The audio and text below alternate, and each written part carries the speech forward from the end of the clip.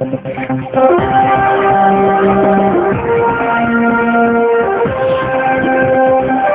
दिखाए जाने वाले अमूल माछो और लक्स कोजी के विज्ञापनों को अश्लीलता के आरोप में बंद किए जाने के बाद विज्ञापन जगत भी नई रणनीति बना रहा है।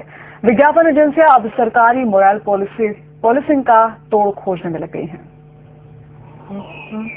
सूचना और प्रसार मंत्रालय ने इस साल एडवर्टाइजिंग पर मोरल पुलिसिंग का दबदबा बनाकर रखा। पहले AXN और STV पर अश्लील कंटेंट दिखाने की वजह से उन पर प्रतिबंध लगाया गया। फिर उसके बाद अब अमूल माछो और लक्स कोजी के प्रचार को आपत्तिजनक करार देकर उन्हें भी प्रतिबंधित घोषित कर दिया गया। सरकार की तरफ से बढ़ते नियंत्रण को देखते हुए अब एडवर्टाइजिंग एजेंसीज अपने अप्रोच को बदलने की तैयारी कर रही हैं। Personally, feel that the advertising industry should take certain bold measures against this.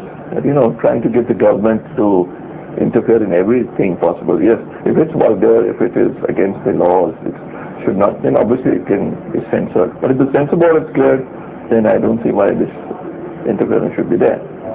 Advertising agency को एक ऐड को बैन करने से खासा नुकसान होता है।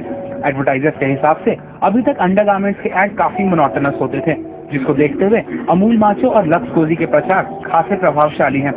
Yes, I do agree.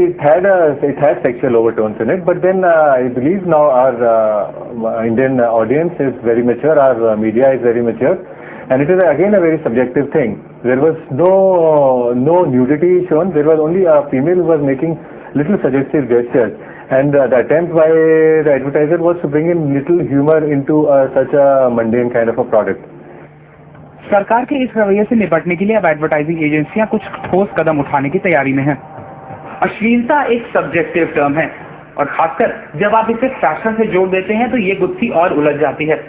उदाहरण के तौर पे जो अमूल माछो का ऐड सरकार के लिए अश्लील है, वो दर्शकों के बीच में खासा लोकप्रिय रहा।